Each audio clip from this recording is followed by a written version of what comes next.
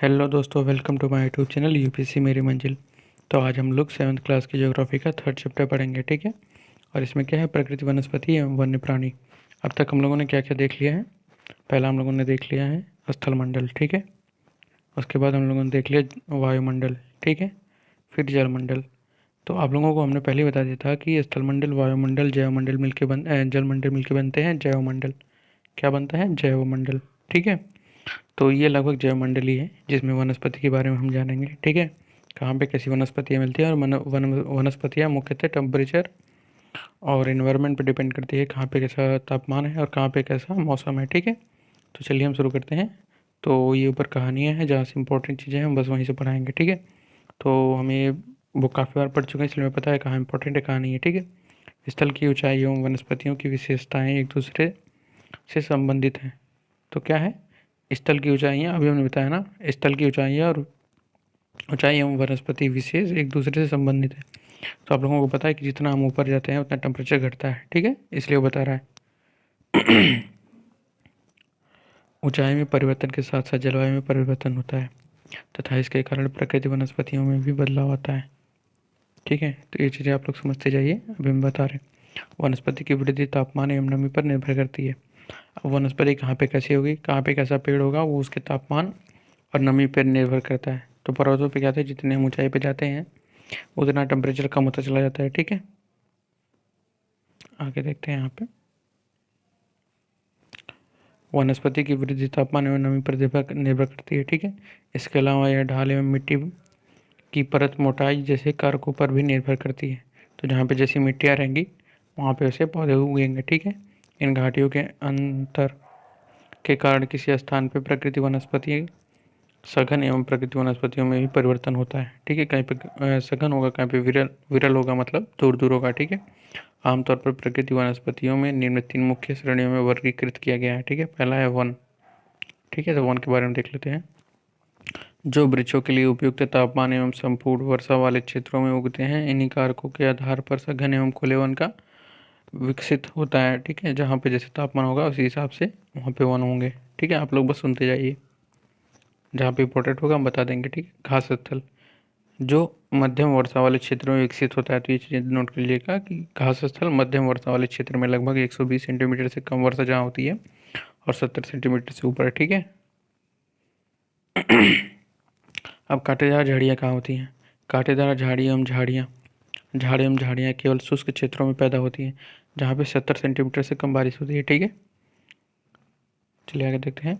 शिमला हिमालय की यात्रा का अपना, तो यह सलीमा का है अपना, ठीक है। ये कहानी है, पढ़ लेते हैं इसको भी। सलमा हिमालय की यात्रा का अपना यह अनुभव अपने पिता को बता रही थी। उसके पिता विश्व के विभिन्न स्थानों पर जा चुके थे। उन्होंने सलीमा को विभिन्न महाद्वीपों के विभिन्न भागों में पाई जाने वाली विविध प्रकार की वनस्पतियों के बारे में बताया। उन्होंने उपद्रुवों प्रदेशों एवं शंकुधारी वनों, रेगिस्तानों एवं कांटेदार झाड़ियों, आर्द्र प्रदेशों, घने उष्णकटिबंधीय दृश्य काष्ठ वनों के बारे में भी बताया। में कई अन्य जानकारियाँ दी, ठीक है। सलीमा समझ गई कि हिमालय के क्षेत्र में लगभग सभी प्रकार की वनस्पतियाँ पाई जाती हैं। तो हिमालय का क्षेत्र ऐसा है कि उसमें सभी प्रकार की वनस्पतियाँ पाई जाती हैं, क्योंकि वो धीरे धीरे ऊपर उड़ा है, ठीक है। और धीरे धीरे ऊपर गया तो लगभग सारी वनस्पतियाँ सारे मौसम वहाँ पे अवेलेबल हैं, ठीक है। जो भूमध्य रेखा से ध्रुव की ओर जाने पर मिलती है, ठीक है। तो अभी हम बताएंगे सब ये चीज़ें क्या हैं, ठीक है, अच्छे से समझाएंगे। प्रकृति वनस्पतियों के प्रकार में बदलाव का मुख्य कारण जलवायु का बदलाव है। आइए हम विश्व की विभिन्न प्रकार की प्रकृतियों, वनस्पतियों तथा उनके गुणों एवं वहाँ के प्रकार, वहाँ प्रभाव प्रवास करने वाले वन्य जीवों की जानकारियाँ प्राप्त करें। तो पहला है वन।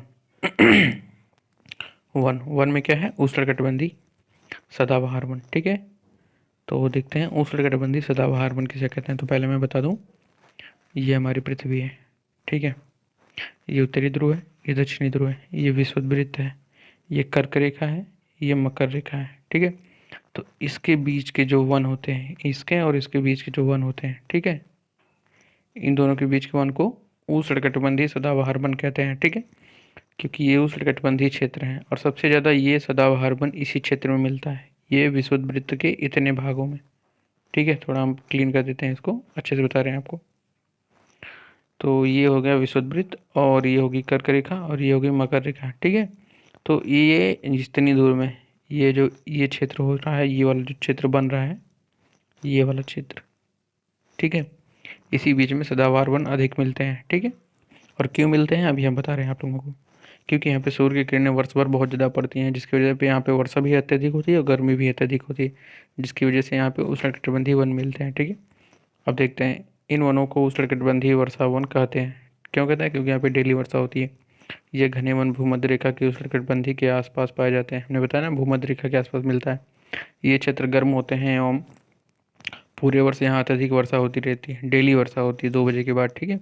क्योंकि यहाँ का मौसम काफ़ी शुष्क नहीं होता, वहाँ का मौसम बिल्कुल शुष्क नहीं होता, ठंड नहीं होता, ठीक है। इसलिए यहाँ पे पेड़ पौधे की पत्तियाँ पूरी तरह नहीं झड़ती। अब पेड़ पौधे की पत्तियाँ हमारे यहाँ क्यों झड़ती हैं? क्योंकि जब हमारे यहाँ शुष्क मौसम होता है तो पेड़ अपने पत्तियाँ गिरा देते हैं नमी को बचाने के लिए, ठीक है। इसलिए इन्हें सदाबहार वन कहते हैं।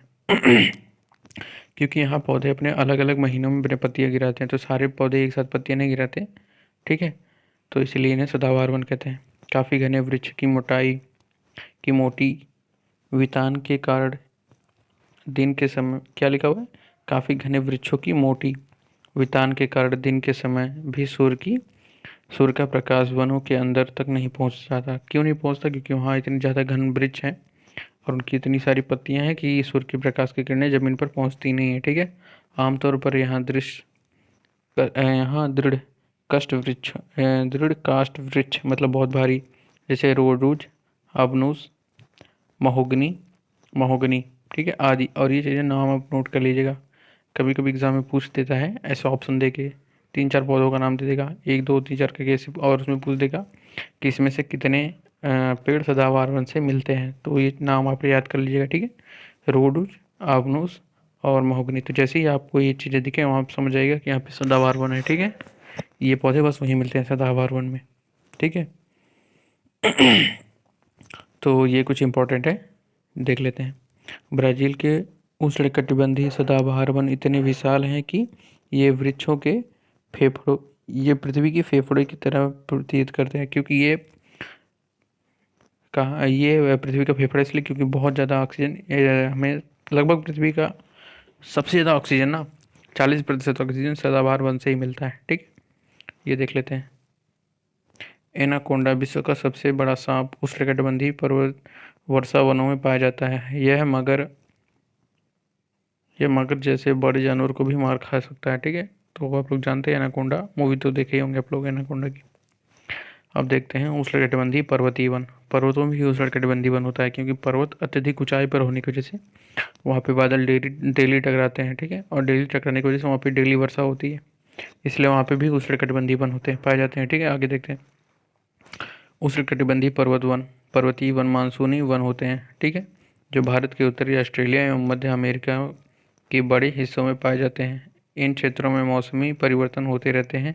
जल संरक्षित रखने के लिए शुष्क मौसमों में यहाँ के वृक्ष पत्तियाँ झड़ा देते हैं, ठीक है। यहाँ पे क्योंकि यहाँ के जो पर्वत होते हैं ये उष्णकटिबंधीय, और ये मतलब मौसमी यहाँ पे बारिश होती है, ठीक है। जैसे हमारे यहाँ बारिश होती है मौसम के हिसाब से, वैसे ही, ठीक है। तो जब ये बारिश का मौसम चला जाता है तो अपनी पत्तियाँ गिरा देते हैं अपनी नमी बचाने के लिए, ठीक है। इन वनों में पाए जाने वाले दृढ़ काष्ठ वृक्षों में साल, सागौन, इसे नाम आप नोट कर लीजिए कहाँ पे कौन है। साल, सागौन, नीम तथा शीशम है, ठीक है। तो जो रोजवुड की लकड़ियाँ भी ऊपर मिली थी सदाबहार वन की, वो लकड़ियाँ हमारे काम में नहीं आती, क्योंकि वो बहुत ज़्यादा भारी होती हैं और उनमें बहुत ज़्यादा नमी होती है। हमारे काम के लिए ना ये सागौन, नीम और शीशम की लकड़ियाँ ही काम लायक हैं, ठीक है, और इन्हीं का हम उपयोग करते हैं। दृढ़ काष्ठ वृक्ष फर्नीचर, यातायात एवं निर्माण में सामग्री बनाने के लिए बहुत उपयोगी है, ठीक है। बल्कि सदाबहार वन की लकड़ी हमारे लिए उतनी उपयोगी नहीं जितना उष्णकटिबंधीय सदाबहार वन की लकड़ी हमारे लिए उपयोगी है, क्योंकि ये हल्की और मजबूत होती है, ठीक है। इन प्रदेशों में आमतौर पर पाए जाने वाले जानवर बाघ, शेर, और गोल्डन लंगूर आदि बंदर हैं, ठीक है। तो ये चीज़ आप देख लीजिए कौन कौन से जानवर भी हैं, ठीक है। आगे देखते हैं। चलिए आगे देखते हैं। यहाँ से शीतोष्ण सदाबहार वन, ठीक है। अब हम लोग ने सदाबहार वन देख लिया, उष्णकटिबंधीय सदाबहार वन देख लिया। अब हम लोग देखेंगे शीतोष्ण सदाबहार वन, ठीक है। तो ये तीसरा सदाबहार वन है, ये चीज़ आप नोट करते जाइएगा, ठीक है। शीतोष्ण सदाबहार वन मध्य अक्षांशों के तटीय प्रदेशों में, किसमें? मध्य अक्षांशों के तटीय प्रदेशों में मिलता है, ठीक है। ये सामान्यतः महाद्वीपों के पूर्वी किनारों पर पाए जाते हैं, जैसे दक्षिण पूर्वी अमेरिका और दक्षिण चीन एवं दक्षिण पूर्वी ब्राज़ील। ये नाम आप लोग नोट कर लीजिएगा कि ये वन कहाँ कहाँ मिलते हैं, ठीक है। यह है बांज, चीड़ एवं यूकेलिप्टस जैसे दृढ़ एवं मुलायम। तो ये देख लीजिए इसमें कितनी कितनी लकड़ियाँ मिलती है, दोनों प्रकार के पेड़ मिल जाते हैं, ठीक है। तो ये मुलायम भी मिल जाता है इसमें पेड़, ठीक है। तो ये नाम आप लोग नोट कर लीजिएगा और याद कर लीजिएगा कि कहाँ पे किस टाइप के वन और कहाँ पे कौन से किस टाइप की लकड़ियाँ मिलती हैं और वहाँ पे कौन कौन से जानवर पाए जाते हैं, ठीक है। अब देख लीजिए 3 टाइप के वन थे, ठीक है। पहला 3 टाइप के सदाबहार वन थे, सदाबहार वन, उष्णकटिबंधीय सदाबहार वन और शीतोष्णकटिबंधीय सदाबहार वन। अब लोग हम देखेंगे शीतोष्ण पर्वतीय वन, ठीक है। अब ये चीज़ नया है, ठीक है। उच्च अक्षांश की ओर बढ़ने पर अधिक शीतोष्ण पर्वतीय वन मिलते हैं, ठीक है। ऊपरी वो अक्षांश के मतलब ध्रुव की तरफ बढ़ने पर, ठीक है। ये उत्तर पूर्वी अमेरिका, चीन, न्यूजीलैंड, चिली एवं पश्चिमी यूरोप के तटीय प्रदेशों में पाए जाते हैं, ठीक है। ये अपनी पत्तियां शुष्क मौसम में झड़ा देते हैं। यहाँ पाए जाने वाले पेड़ बांज हैं, ठीक है, एस हैं, बीच है आदि। और यहाँ पे कौन कौन जानवर हैं? हिरण है, लोमड़ी है, भेड़िया है, यहाँ के आम जानवर हैं, ठीक है। उसके बाद है फीटेस तथा मोनाल जैसे वृक्ष, पक्षी भी यहाँ पाए जाते हैं, तो ठीक है। फीटस और मोनाल जैसे पक्षी भी, तो ये चीज़ अभी आप नोट कर लीजिएगा, ठीक है। आगे देखते हैं भूमध्य सागरीय वनस्पतियाँ। अब तो हम लोग वन के बारे में देख लिए, वनस्पति क्या क्या है अब हम ये देखेंगे। भूमध्य सागरीय वनस्पतियाँ, तो भूमध्य पे कौन कौन सी वनस्पतियाँ पाई जाती हैं, ठीक है, ये देखते हैं। भूमध्य सागरीय आप लोग समझ ही रहे होंगे, भूमध्य रेखा पे, ठीक है।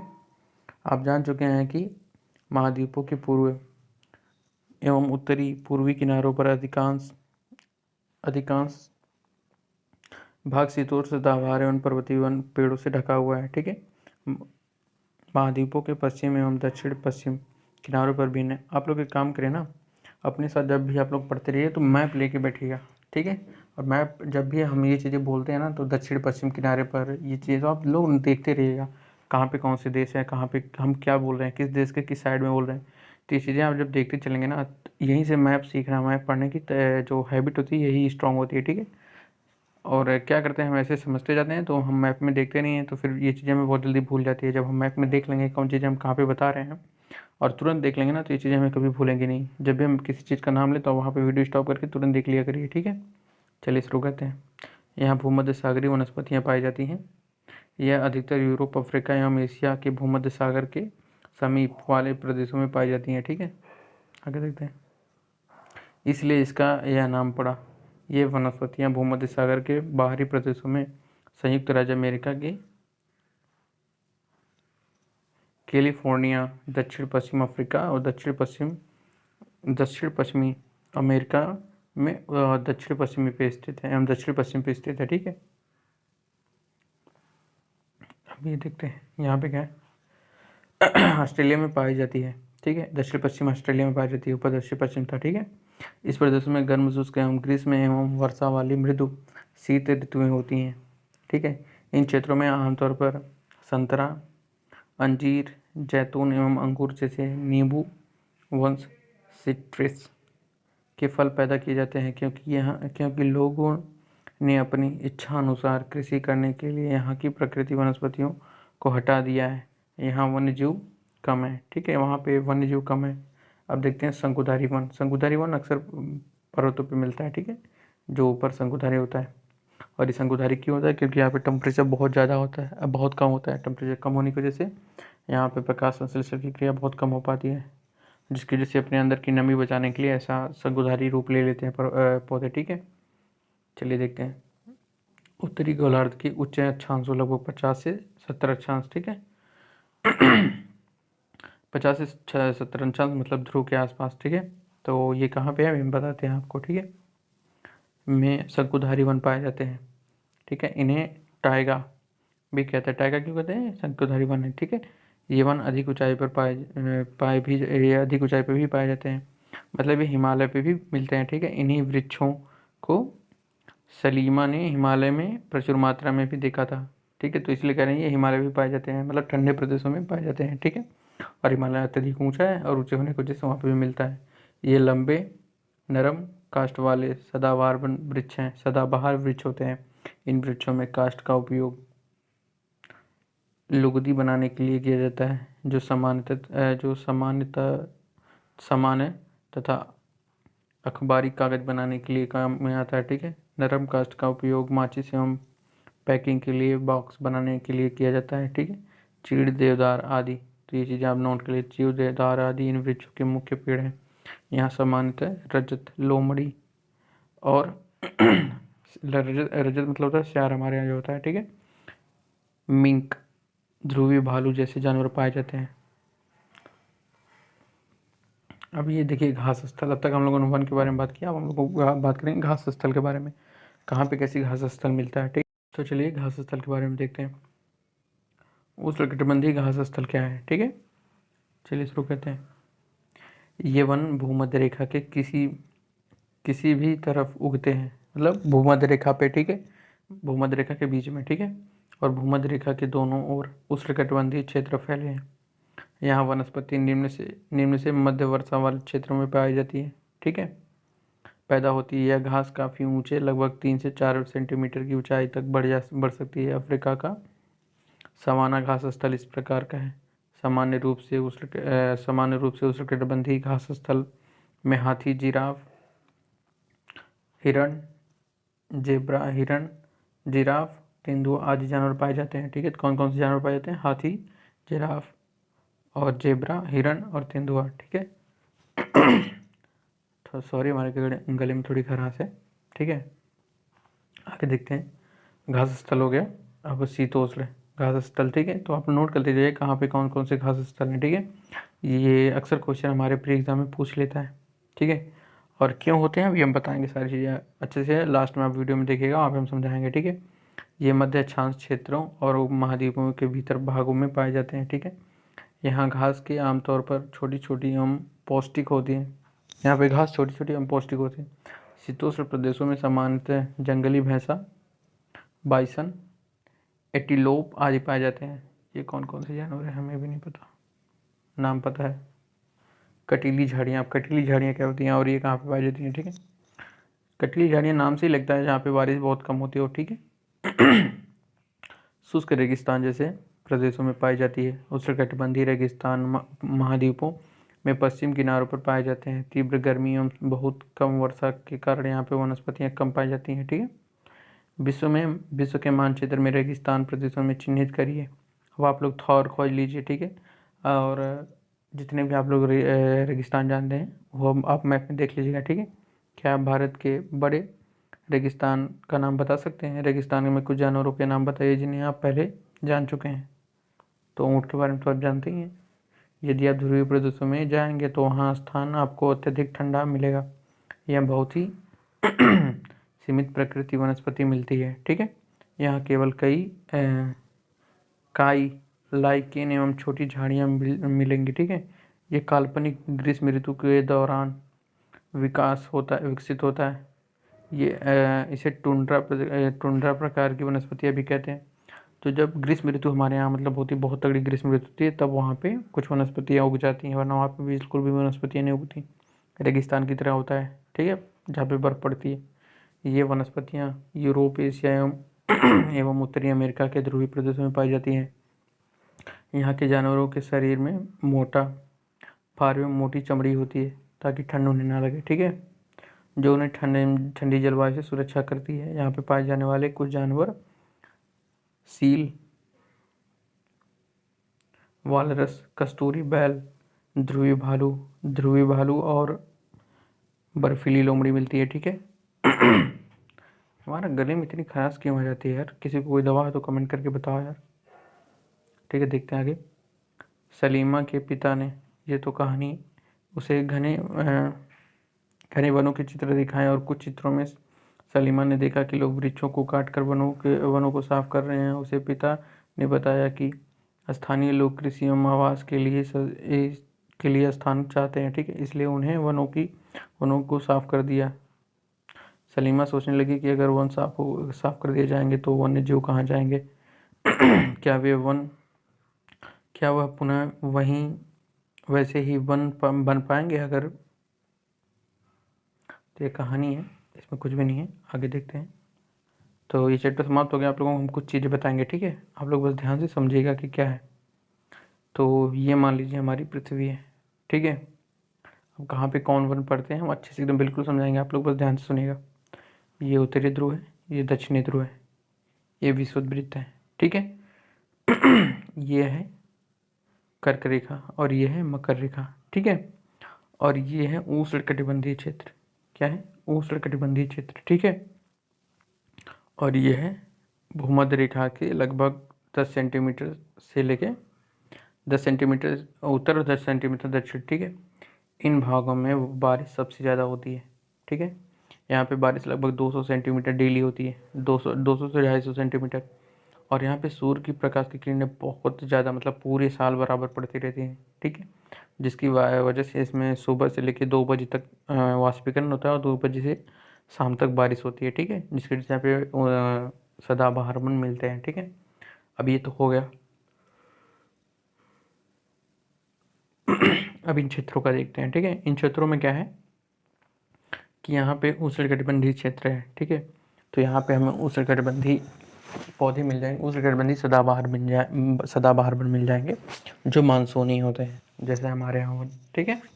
हमारे यहाँ वन क्या है? मानसूनी वन है। तो जब बारिश आती है तो ये पेड़ हरे भरे होते हैं और जैसे बारिश जाती है तो ये अपनी पत्तियाँ गिरा देते हैं।